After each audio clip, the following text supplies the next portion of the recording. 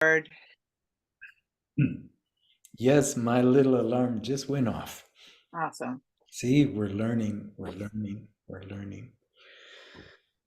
Yes. Yeah. Yesterday I was so mindful of the time change and I wanted to tell everyone. And of all people, Kevin's like, it changed at midnight. I was thinking it changed at midnight between Sunday and Monday because Arizona, we don't change. So, Yeah, yeah, yeah, yeah. It's my understanding that we're towards the end of this as a national event, and everybody's going to be like Arizona. oh God, help us all. Hey, No, hello, no, no. Jeffrey. Jeffrey's here Yeah. too. Hi, Jeffrey.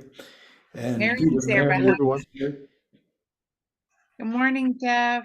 Hey, Hmm. Marion, I bet you're there where it says Peter. Yeah. Turn your video on. We want to see your beautiful face. Hmm. Hmm. Hmm. There Yeah, she there you is. are. Hi, Merriman. Okay. Mm-mm-mm. Mhm. Are there any reports, anything to bring up, anything of interest that happened between today and when we saw each other last time, particularly that relates to meditation or a sense of learning or something about the hands? Let's check in. Is there anything showing up? Uh-huh, uh-huh, uh-huh. Okay, well, I'm not seeing you guys say anything, so let me break the ice. Okay, Greg, go ahead. Thank you. So, this practice, when one hand does something different, it's so curious for me to notice what's going on with the other hand. And I can't tell if what I'm noticing is being imagined or it's actually a shift over here.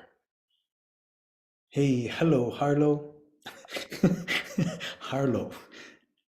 Hello, Harlow. Yeah.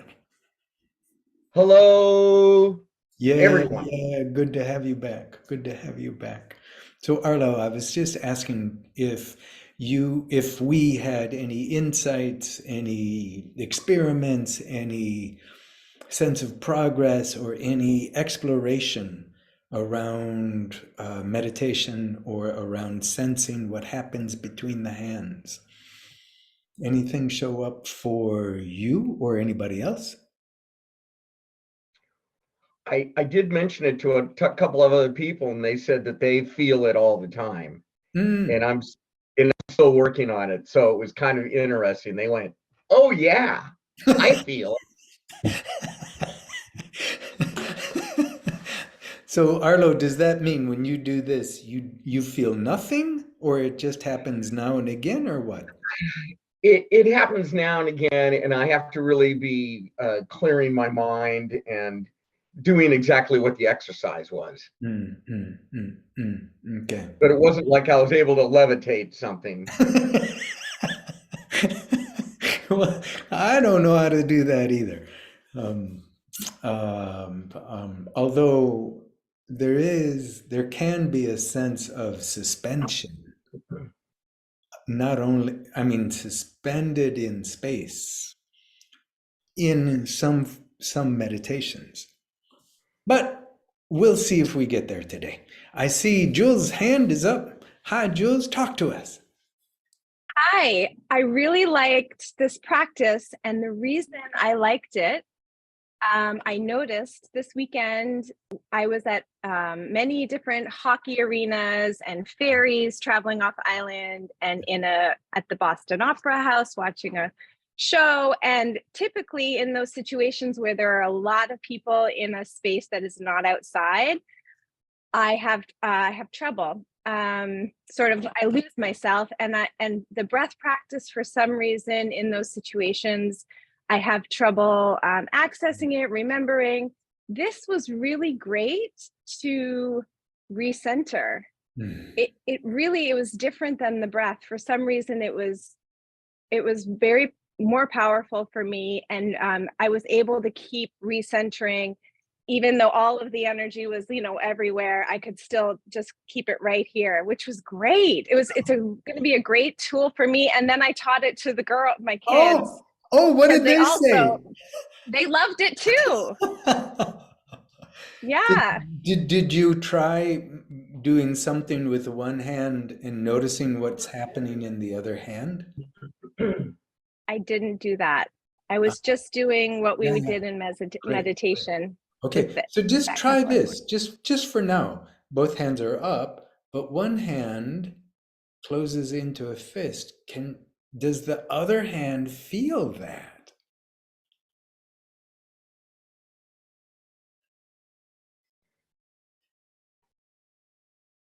Yeah, definitely.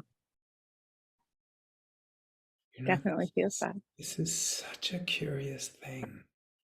Mm. Like let yourself be right on the edge of under right on the edge of experience or on the edge of knowing.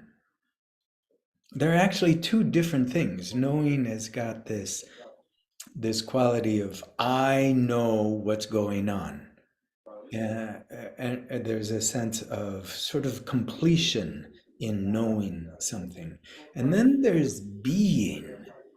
And being doesn't have that sense of finality to it.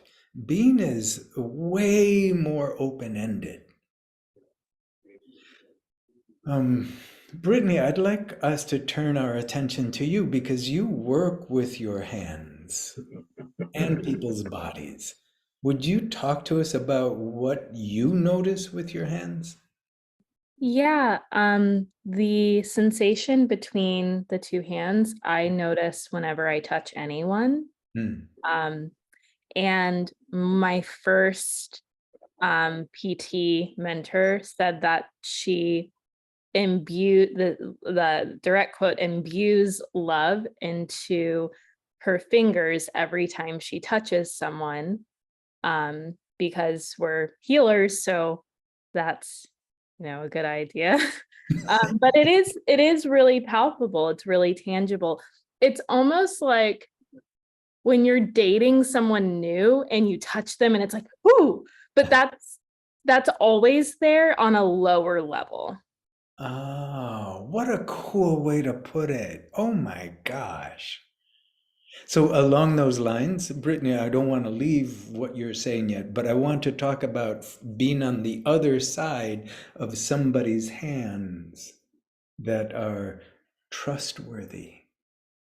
Somebody's hands that have like a built-in intelligence where they know where to go in my body and they find what is having a tough time being relaxed.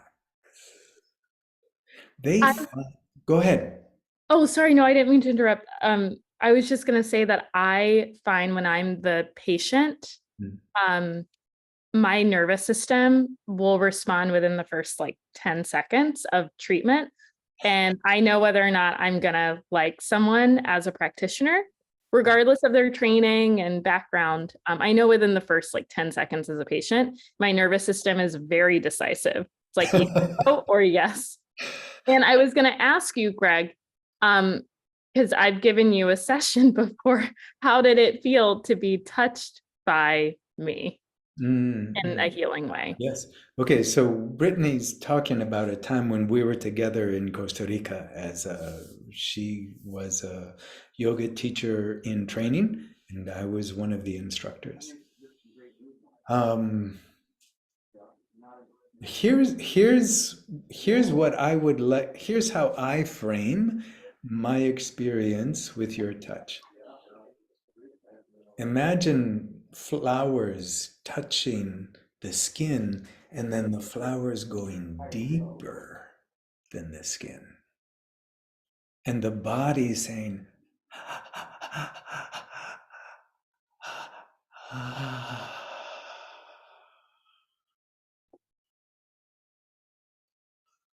There you go, Britt. Well, I might have a cry after this. That was very touching. Yeah, yeah, yeah. Okay, along these lines, so I was under the hands of a man that I have great respect for. And I had danced with him before, contact improvisation, which is a very, very physical, lot of contact. And so I knew his body and his ability to control his body and his ability to listen to my body. So there was already trust there, but this, in contact improvisation, it's like two independent worlds are continuously interacting. And in massage, I'm the receiver. It's a really different relationship.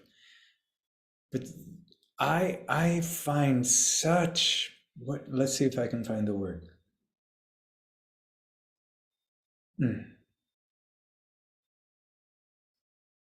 Release is one word. It's sort of at the surface. There's release that's going on, but there's something else. Like once that release has happened and layers of tension have been relieved, what's underneath there is so tender and supportive and beautiful.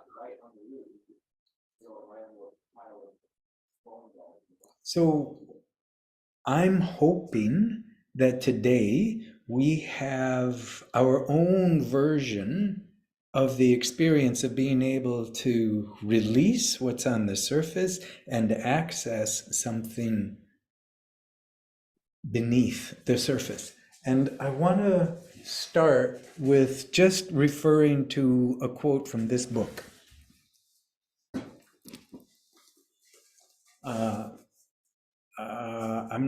I don't know how to hold this book so that it's seeable.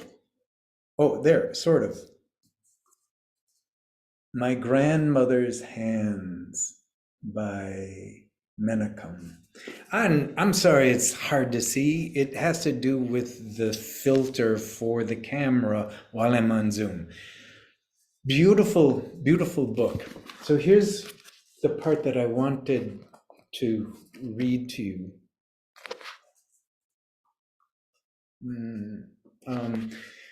Before we do that, Laurel and I were having a conversation. Laurel, can I bring up a part of our conversation that has to do with you feeling heard and felt? So it had to do with having a conversation with her partner, her husband, David, who is also a dear friend of mine.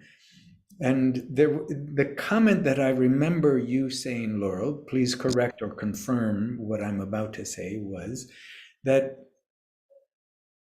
David can hear me and feel me when he's not triggered. Is that basically it? Okay, so you guys, for us to notice when we're triggered and have some capacity to move with that, to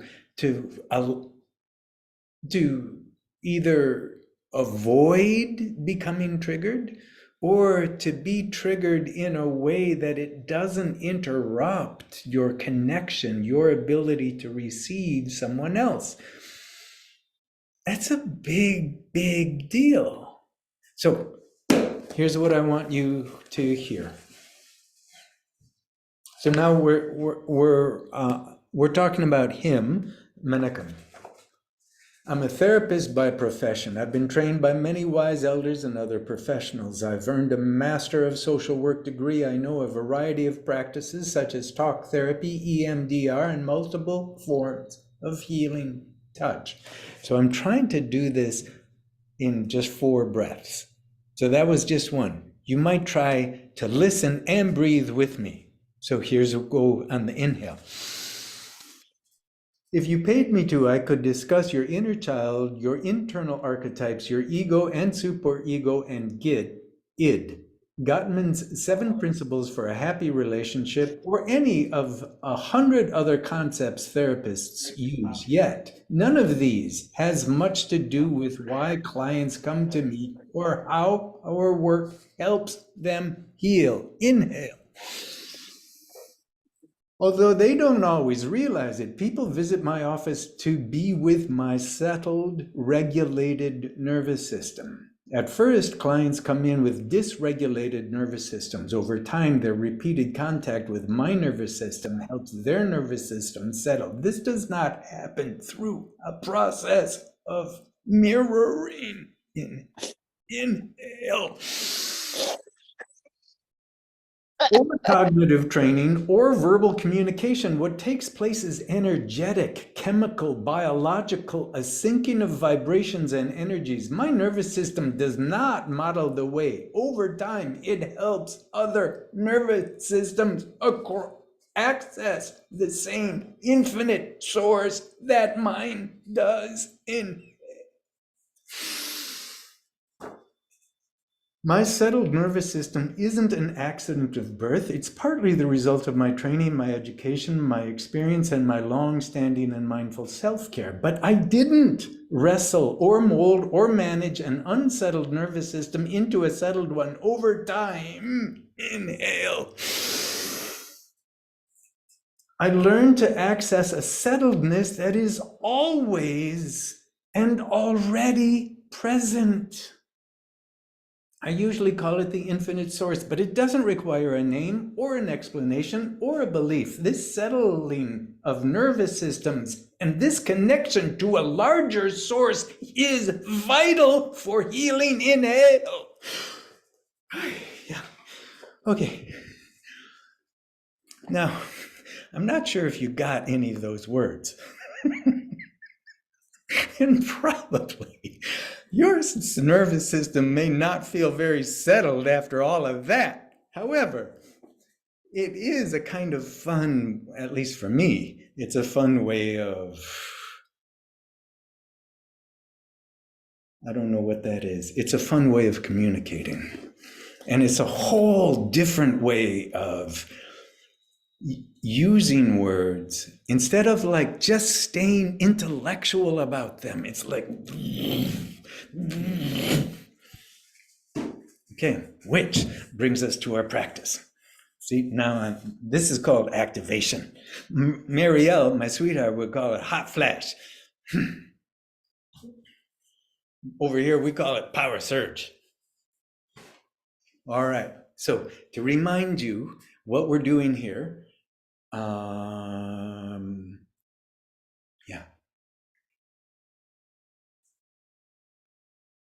we're exploring to what extent we have agency in our lives. Like, how much can we remove? How much can we bring in? And we started the year with gratitude. It's like, get that what's already here, already now, there's some beauty here now. Like, open up to that. That's what gratitude is helping us recognize. Okay, from there, we looked at, okay, what is the stuff that we can move out of our minds, our hearts, our bodies, our homes? What can we get rid of? What can we shed? What can we release?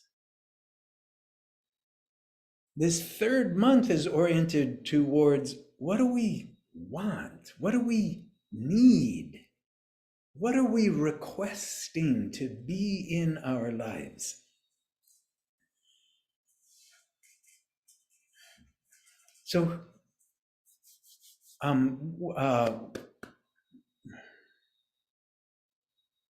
okay. So I want to clarify that we have shifted our state from letting things go to bringing things in. And this is what I want to clarify, that at one level, we are supplicating. We are asking for something from the universe. So supplication, the way it shows up in a prayerful mode, the way I grew up as a Catholic, is, dear God, give me a red fire truck.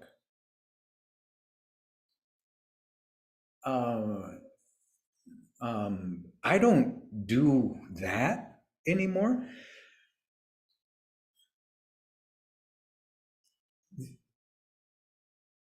And there isn't, in me at least, a lot of, please universe, do this for me. Make my life this way. Bring this into my life. I'm not saying that that's not a good thing to do. I am saying that it's just not, it's not part of my process. And if any of you do that, I would love to have a conversation with you, not during our class, or at least not during this portion, but I want to understand how you do that, because there may be something that I can learn from you for me, but also for other people. So this desire for something, it's already present to a small degree because you're here now. So I'd like you to just pause and consider, okay, what do I want out of this? What is it that I get out of it? Why am I here? Like, what am I expecting? What am I hoping? I want you to notice two things. Well, I'm sorry, three things. One is whatever that is, whatever that thing is that you're hoping for. I also want you to notice that sense of hope. And then I want you to notice the awareness of both of them. So what is it that I want?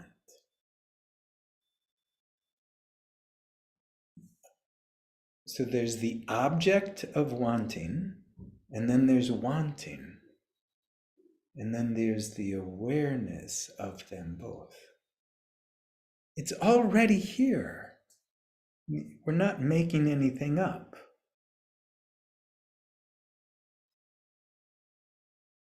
We are adding perhaps a little bit of clarification with what is going on. The thing that we want, the wanting itself, and the awareness of both. Okay. So release that orientation and come into a posture that feels like, yep, I can stay here for 15 more minutes.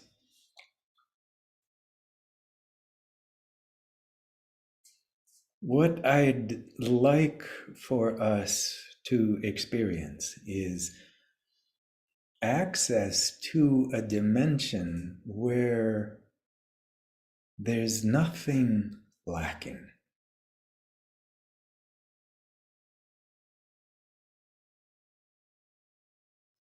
There's a contentment with what is. I'm not saying that at the surface level there aren't needs and wants. Just like the body needs water, wants food, needs to be able to eliminate the quote waste products of digestion. Yeah. Needing people, friends and family, needing to be heard. Yes, all of that. Yes. I'm talking about not negating any of that, but sinking awareness to a level where none of that is actually present.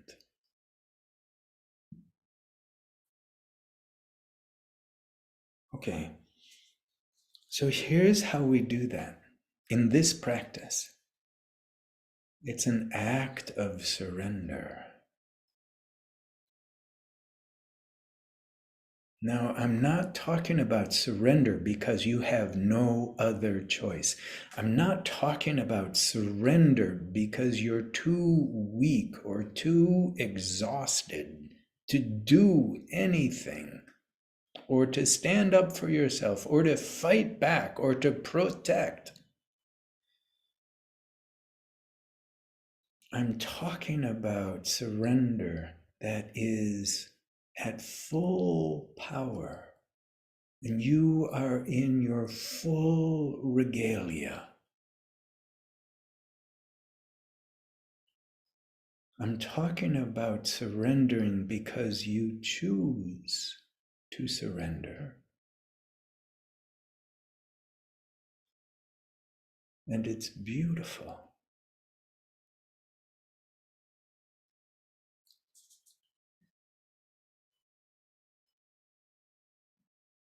So here's what I'd like you to practice. For a while, I'd like you to repeat after me, softly out loud or silently in your mind. The sensations of pressure at my buttocks, I surrender.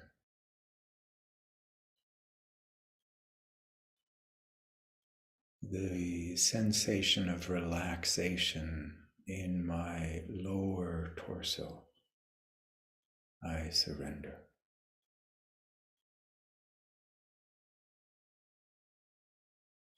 The sensations of tightness or constriction, I surrender.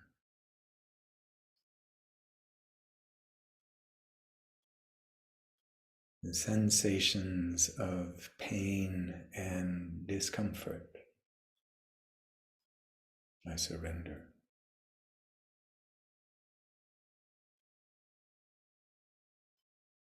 The ability to feel the next inhalation, I surrender.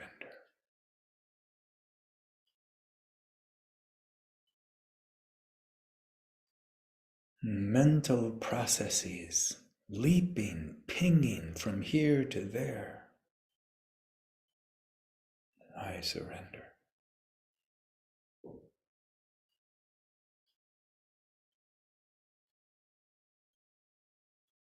A majestic sense of entering the temple of surrender, I surrender.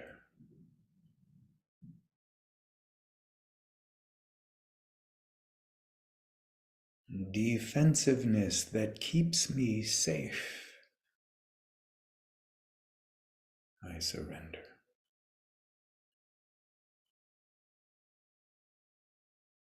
My guard that keeps me safe,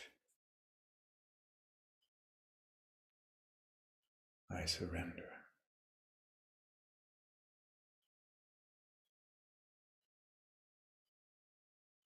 My intelligence and all my smarts,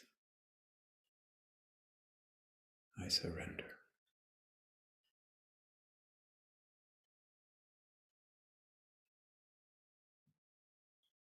My fears, the little ones of spiders and snakes, the big ones of intimacy and death,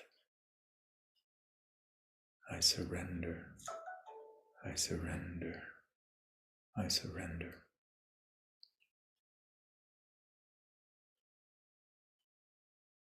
Places in my body that I cannot feel, I surrender.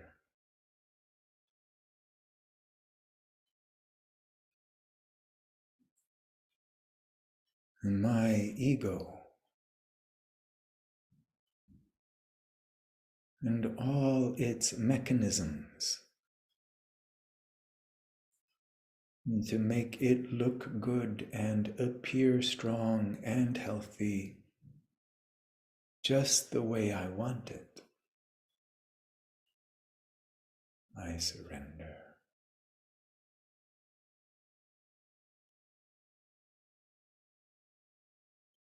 My inability to make life perfect, I surrender.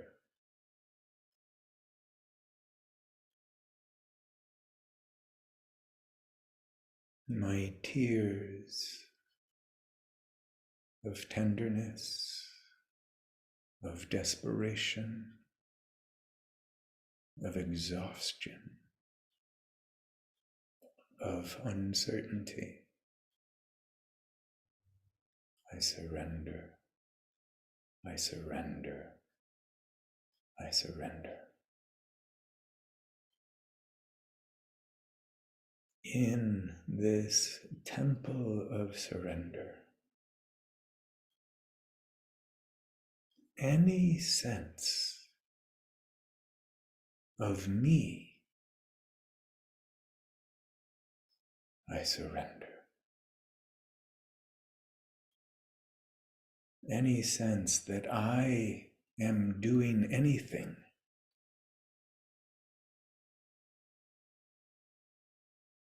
I surrender.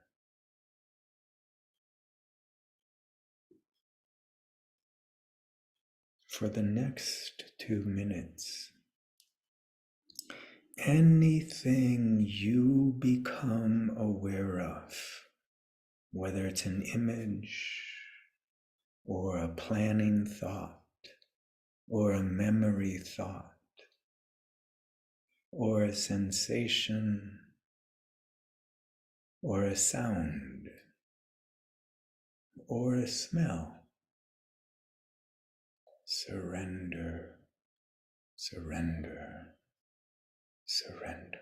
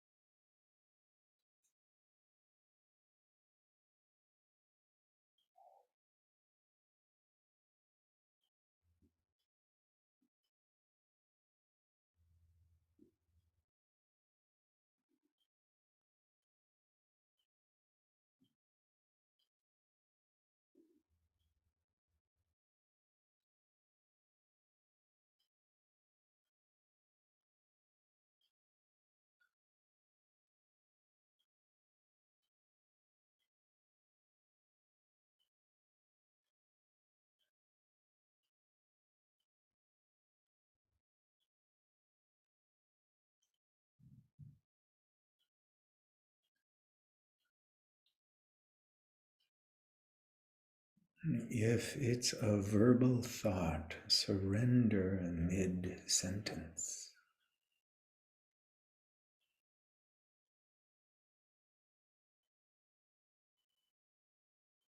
Be so agile, so light, that surrender happens more and more quickly, almost instantaneously. Whatever shows up in your awareness, surrender.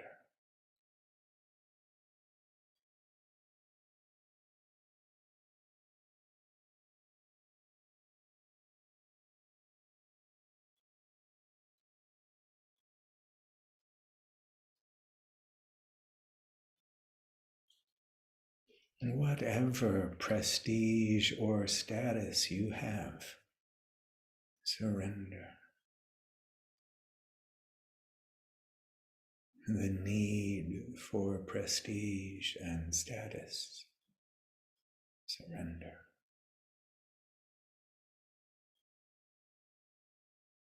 Whatever pleasures are in your life, little delights and big joys, surrender.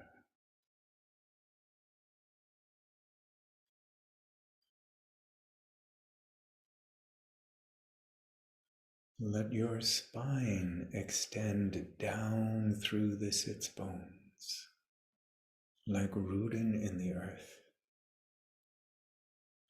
And the top of your head, like the topical apex of a plant, lifting into heaven.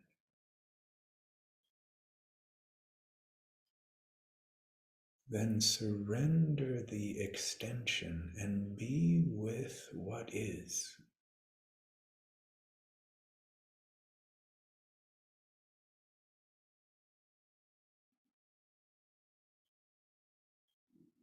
One more minute where surrendering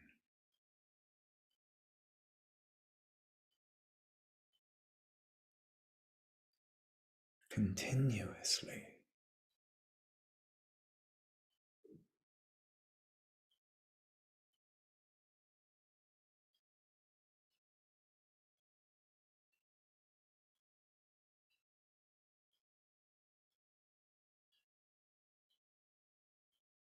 Things are already passing by and you cannot hold on to them. The clock, each tick, each tock is already gone. Each pulse of your heart, each inhale and exhale, they're flowing away.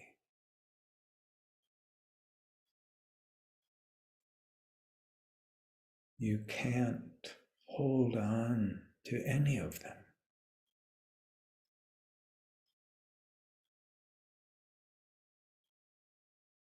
Surrender is a graceful response to what's already happening.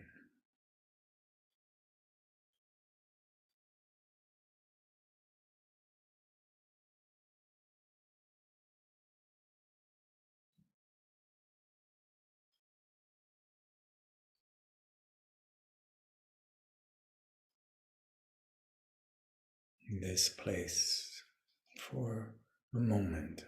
I'm going to give some names, labels, descriptions for a dimension of experience that has no needs. A dimension of experience where there's nothing to surrender.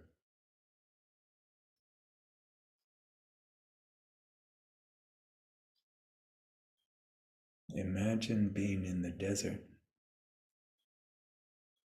looking east into the clear blue sky, and the sun has not yet come over the horizon. The air is cool. Your body is energized from good sleep. You sense an eagerness for the day ahead. But right now, there's just clear light in a blue, blue sky.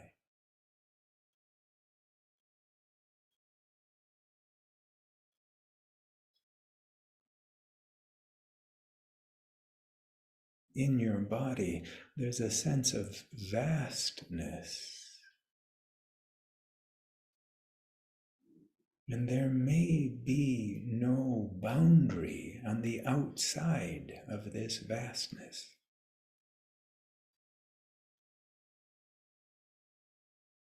Simultaneously, there's a sense of intimacy.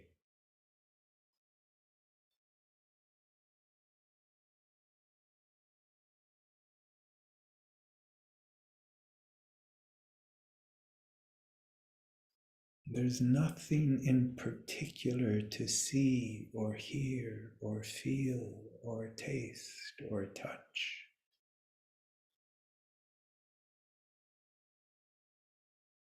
And there is a brightness in all that space.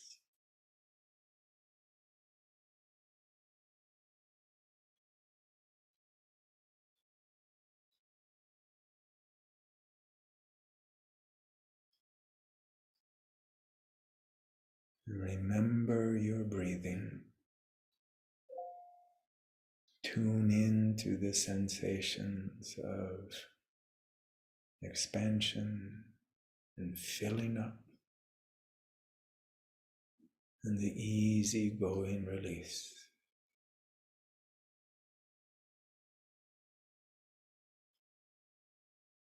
And tune your awareness to the sensations at your buttocks and your feet, and the skin connected to the air.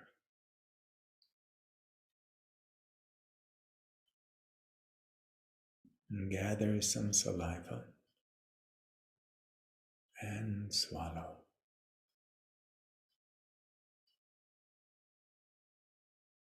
And then bring your hands to Anjali, or prayer position. When I was a little boy, this was the proper posture for supplicating God. Now it's the proper posture of respect and appreciation.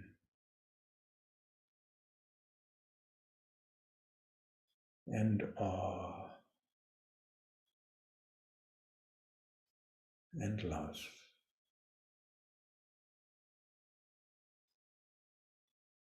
Bow your lips to your fingertips and kiss the pears.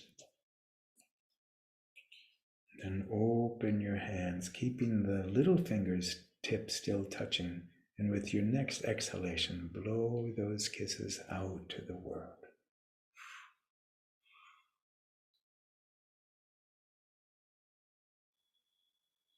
And let your hands go to wherever they'll be comfortable. Any thought in your mind right now, just practice surrendering it. Letting your internal space be vast, open, curious, and kind. Then when you're ready, let your eyelids come up. Reconnect with the space. reconnect with your device and with us. Okay. This is where I so much appreciate your insights, your feedback, ideas that you have. Oh, let me just interrupt. You can't probably see it, but it's my mama calling. I called her last night. She was already in bed. Mom, I have to talk to you later. Bye. Okay. So, and this, it's so helpful for me to pass the baton to Laurel to carry on, because I basically, I don't know what to do from here. And Laurel helps make it happen.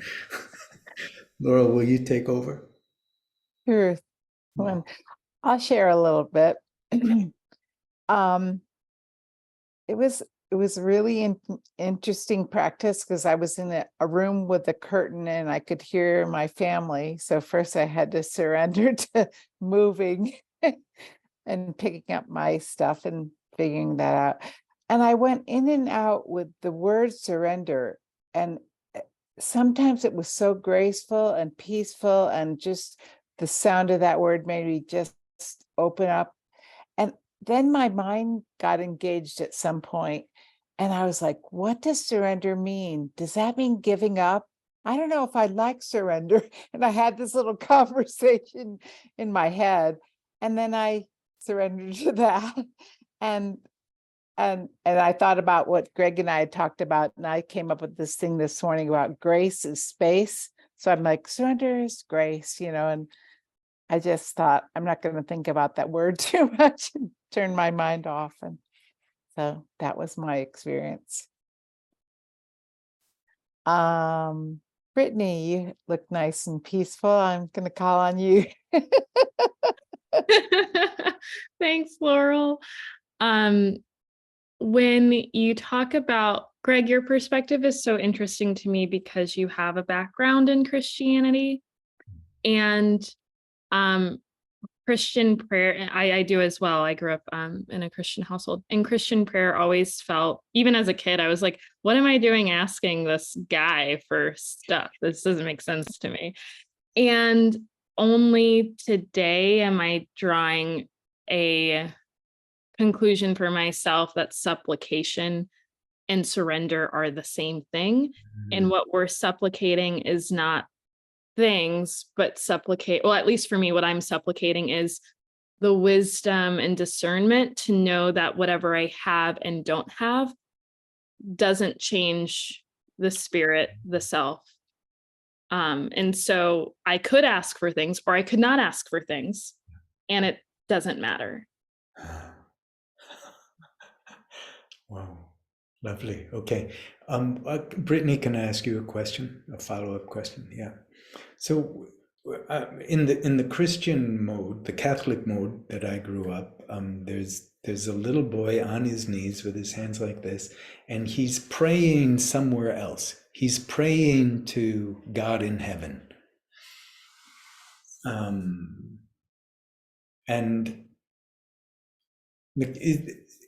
in what you were experiencing or exploring today, was there a sense of God?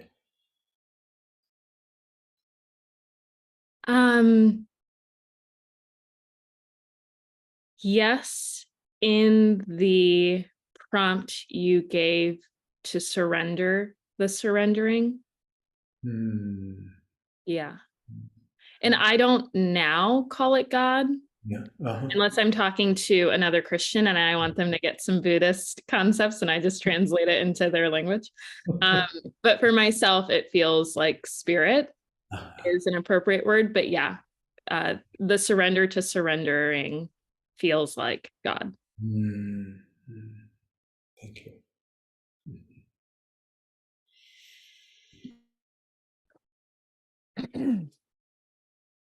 Anyone else have a something that moved them or you would like to share?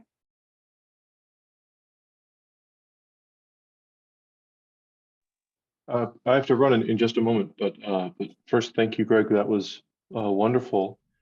The, I, I, this is still a little half-baked, a little fresh, Yeah. but I had a very powerful experience with my own breath. Oh. And it occurs to me that very often in meditation, we're called to remember our breath, to engage with our breath. And in a sense, your breath is something that you can control in a dualistic sense, right? Yeah. But your breath is also something that's already there. Yes. And so when you said surrender to what's already there, I flipped from engaging my breath in a dualistic controlling sense to a non-dualistic being sense. Yeah. And it just, whoa, like it just pushed me into the abyss, and Okay. I'm kind of still glowing. Okay. So let me talk just about the abyss for a moment. So like you've gone over the edge and maybe you're falling through space. Um, Alice does that in Getting to Wonderland. And that sense of falling, most of us are afraid of falling because most of us, when we fall, we don't fall like birds. We fall like human beings, splat. Birds aren't afraid of falling. They're able to navigate their body and the air.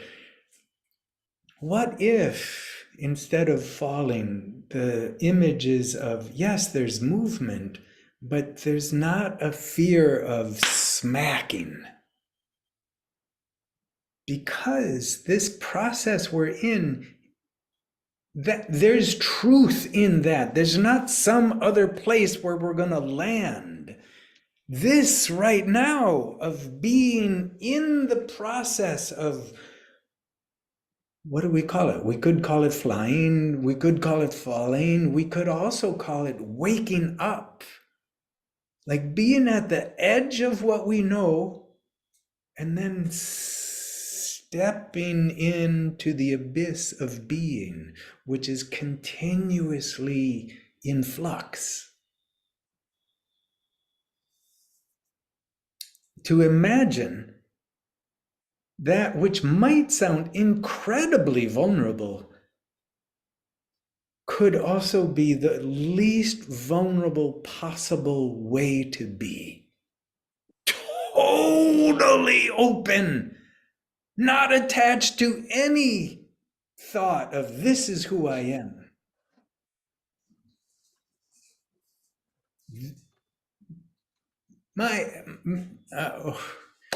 Okay. So, Jeffrey, I'm happy, like super happy, particularly because I haven't been with you a long time, and I'm learning about how you meditate, and I'm learning about your capacity for concentration, like to stay tuned in to what we're doing, even though it's getting more and more diffuse. So I'm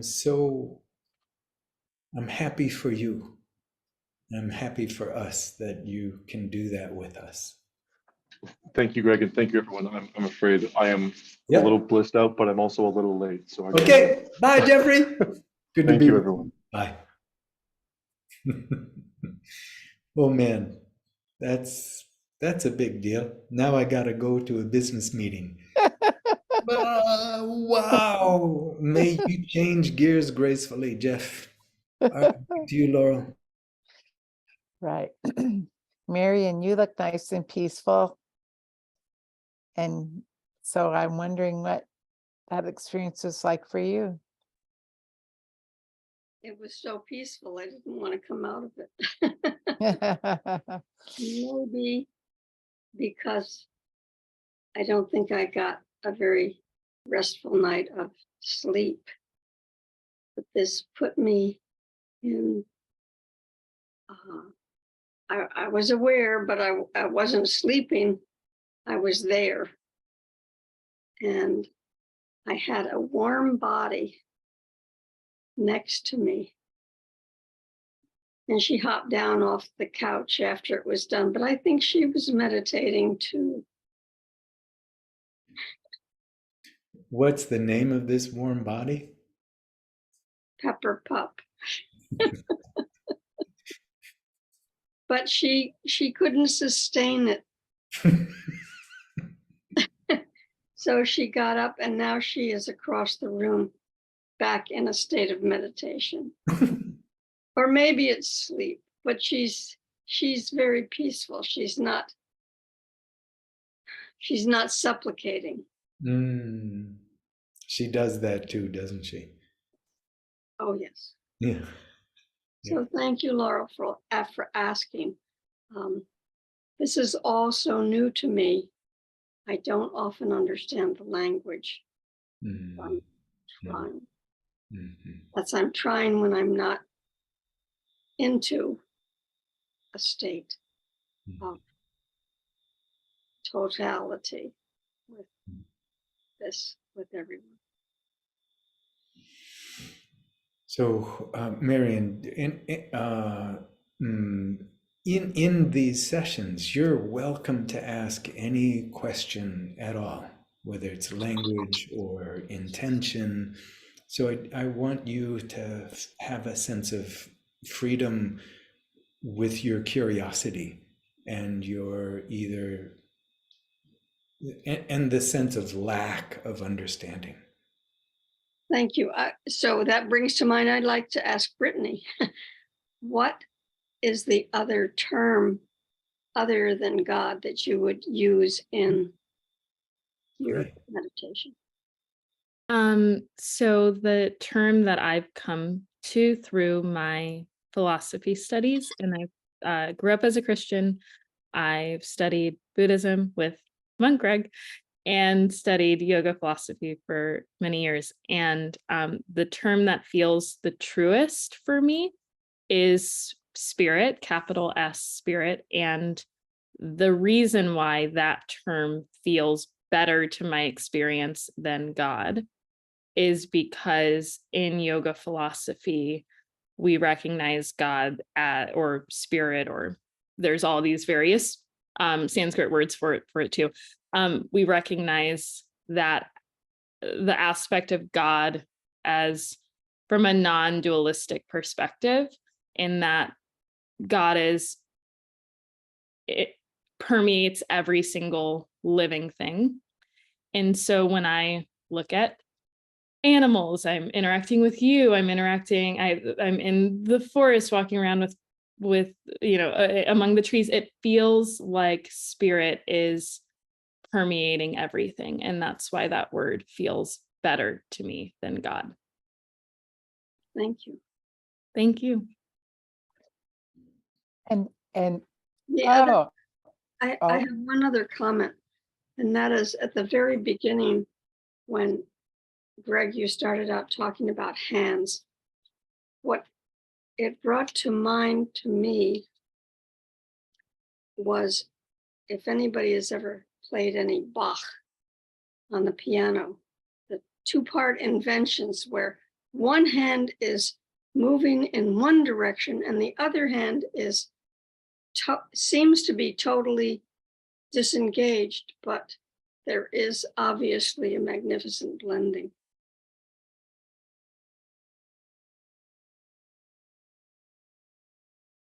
I saw Greg's hand. Okay, this will be brief then.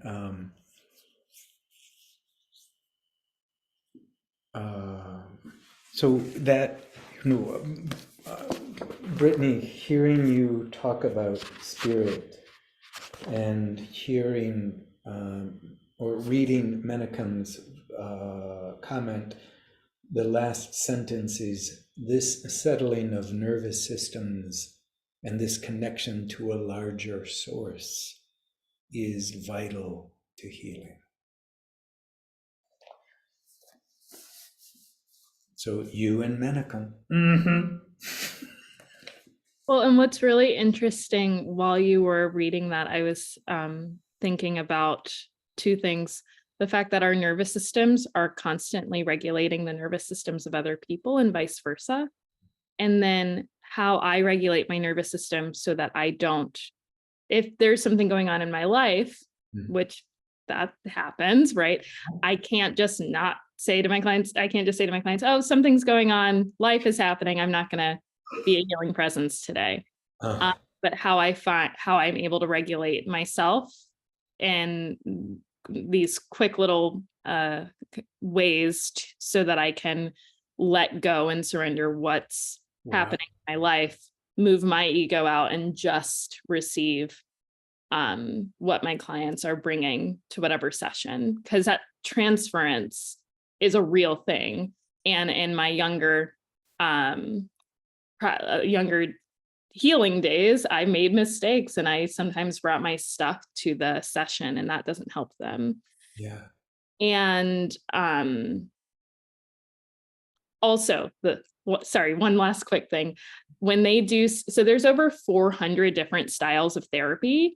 When they study the differences and the effectiveness between the different styles, they've shown that it doesn't matter what style of therapy. What matters is the relationship and the cultivating of the therapeutic relationship. Wow.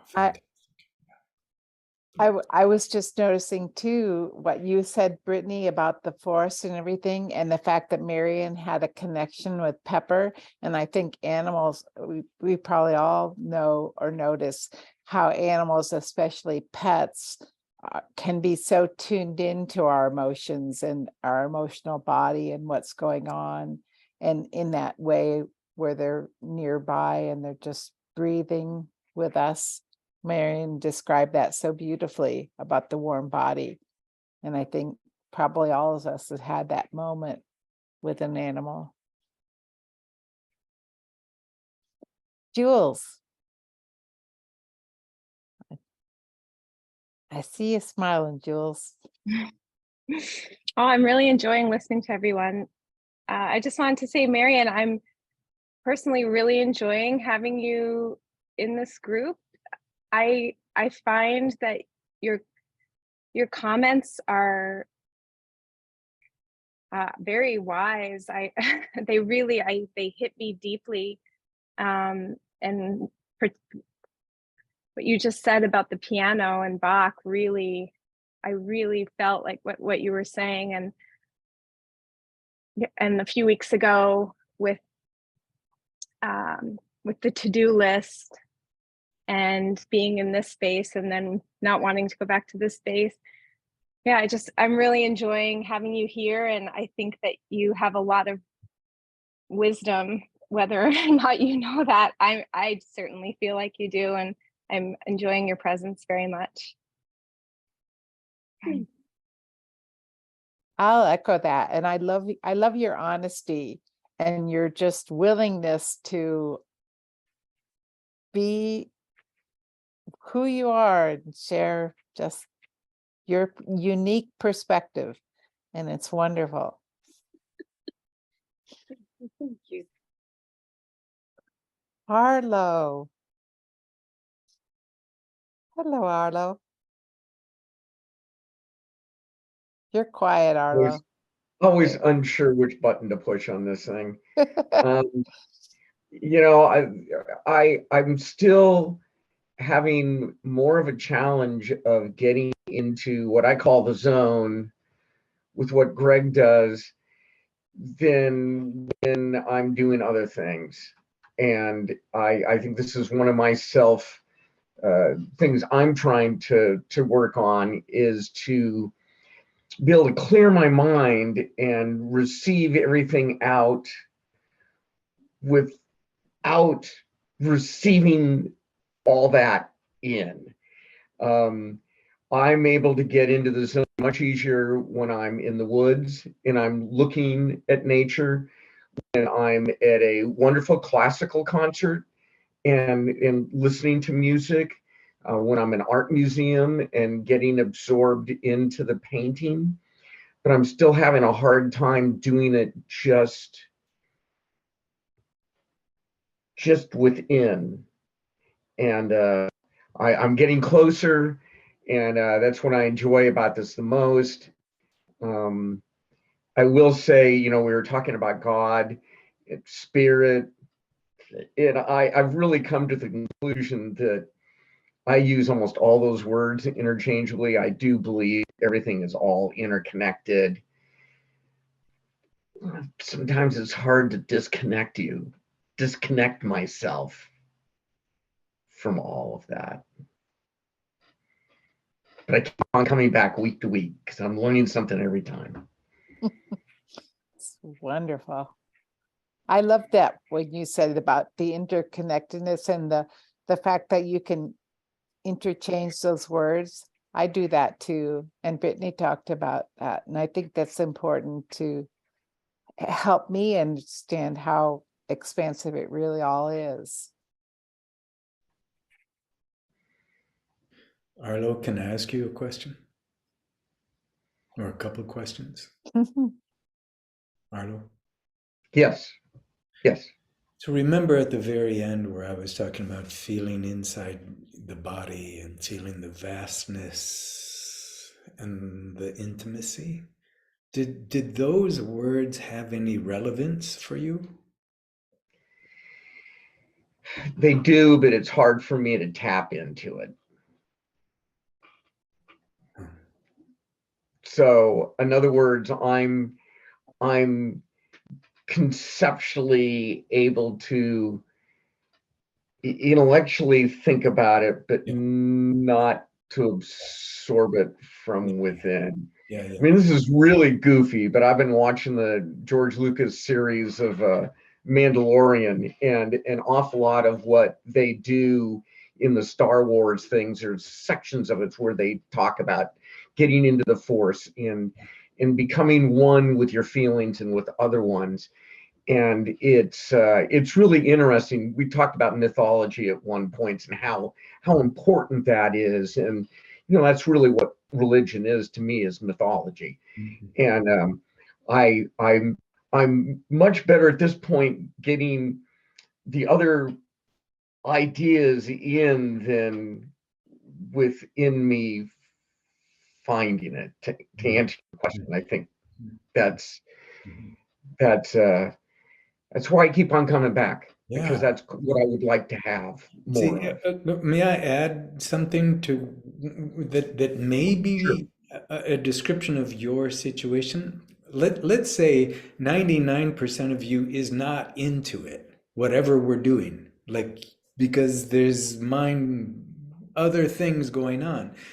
1% of you is into it, and that's what's drawing you back week after week, because there's part of you that says, yeah, there's something here. I feel it this much. I know it this much. And that's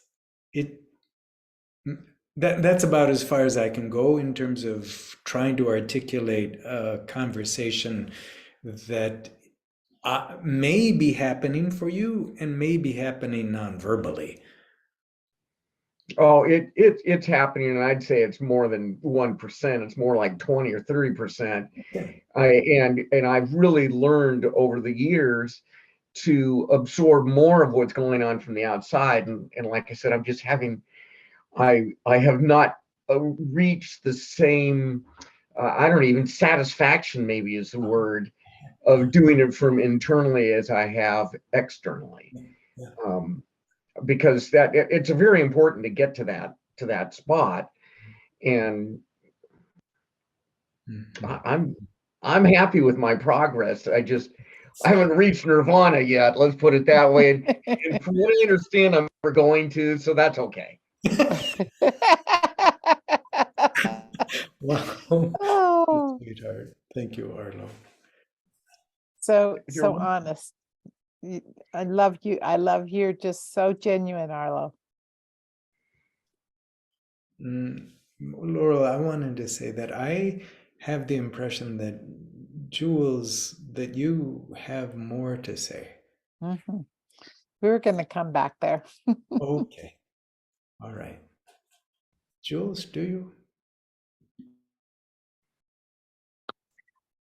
I feel like with that meditation, I was maybe right before where Jeff got, and Arlo, I was having a similar experience to what you described, where like I could feel like I was on the cusp. I felt like I was on the cusp, sort of Alice about to jump. And I was having this like, come on, just go. And then, some resistance and like this little I noticed at one point, I think I had stopped breathing, and then my body got scared and I sort of got jolted back. And then I had the thought, oh, well, now this is never going to happen. And what I kept saying was, and this too, which is something that I use a lot on the outside and the inside, but particularly when I'm meditating. So when it's seemingly not working, and I'm not getting there, I'll say, and this too. And surrender, I have a barrier with, but for some reason, acceptance feels better to me, that word. And so, and this too feels like acceptance. And when I say that and it works, it is surrender. So, and this too, maybe this meditation isn't going to work today, or work, whatever that means. And then all of a sudden it kind of does once I say, and this too, oh, this is where I am today. So when And you, Marian, I wanted to say something about what your question to Brittany. I personally feel like naming it is difficult in that it makes me feel separate from it. So like when I'm laying in the sun and just absorbing the sun, it feels so good. But then when I think about that I'm lying in the sun, there's like a disconnect.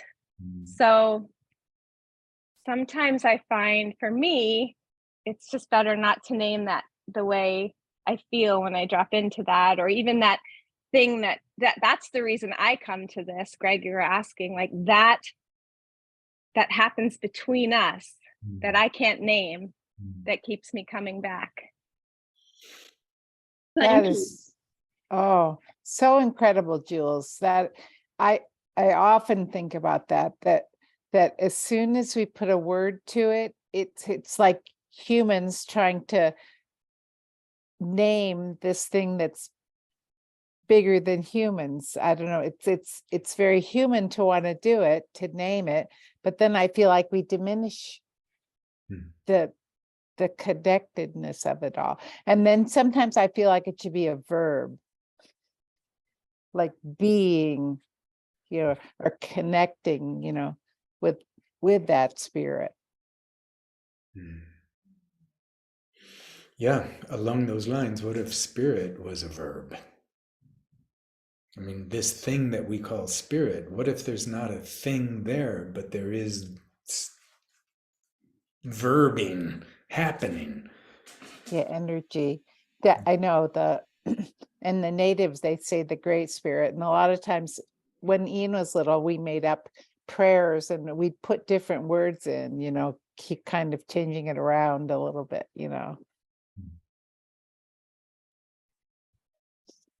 Marian.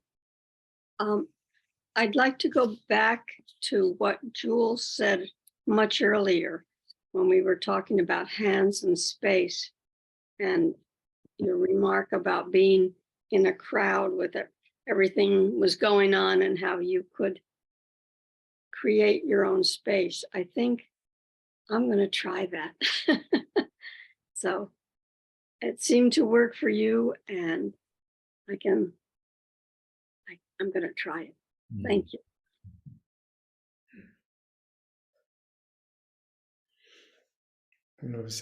May I?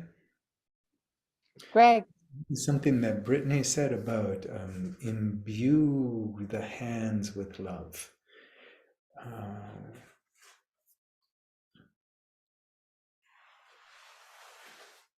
There's some, from my perspective, there's something so beautiful about a human being making that choice, deliberately intending their touch to, now this is my language now, to communicate love. And that is part of the healing process. So far, we've been talking about touch. However, imagine that same dynamic of imbuing your fingers with love was possible for your whole body. Take it another level, for your existence.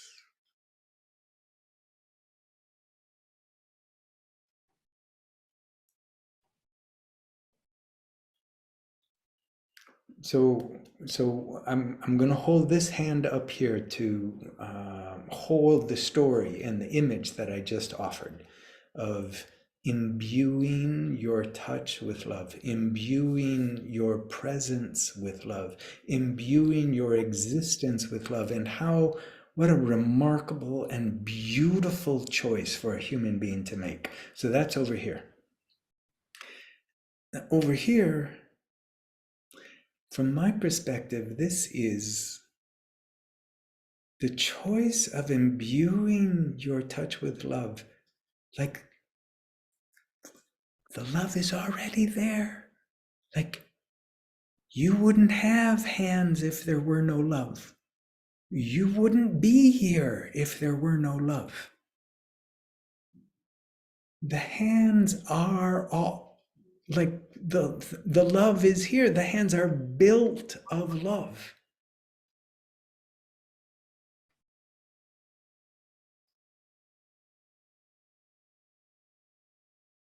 So now I want to tell a story about Greg that feels like it connects this with this.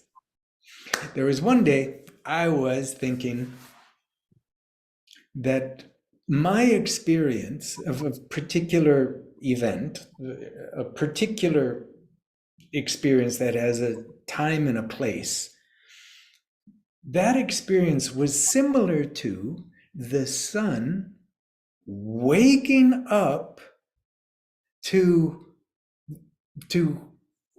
emanating, radiating light and heat. Like the sun wakes up to what it's already doing. And the sun realizes, I love this. That's what I felt like. Oh my God, I love this. So the sun feels lucky. The sun feels like living is a gift, and being able to offer light and warmth is a gift. And the sun gets to do that, and the sun's happy.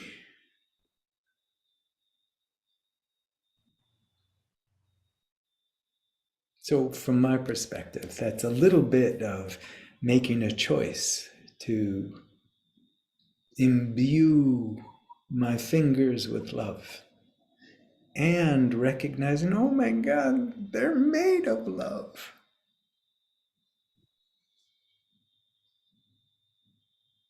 I call on myself. Great, Laurel. It's what you just said, Greg, and what Jules was sharing, and we've talked about today, reminds me a lot of a training that I did with a man named Stuart Esposito, and he talked about an awakening moment that he had in an airport in which just his heart just opened up all of a sudden in the airport of all places. And he looked around at all the people, and he realized in that moment that he could love anyone, everyone in the airport. He wouldn't be in love, romantic love, but just that opening, and that he could love anyone, everyone. And he was just so moved in that moment. And I think about that sometimes in my life, just in nature. I think that's when it touches me, that sense of at the ocean or something, just all of a sudden that opening.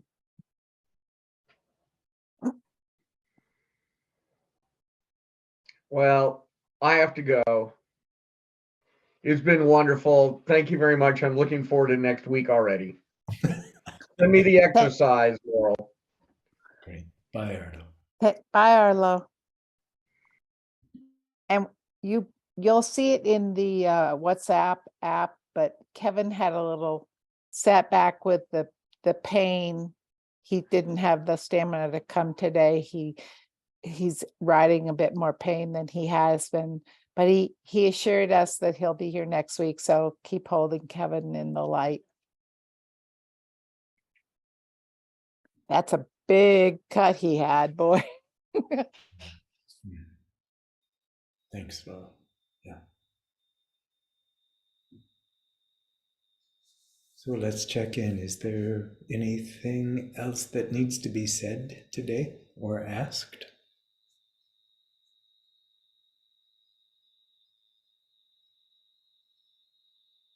I'm not Thank you. seeing anything come up from you guys. Laurel, will you take us out? Everyone take a deep, deep breath. Breathe in that connectedness that we talked about, the spirit,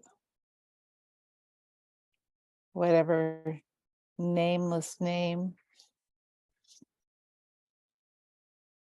And as we exhale,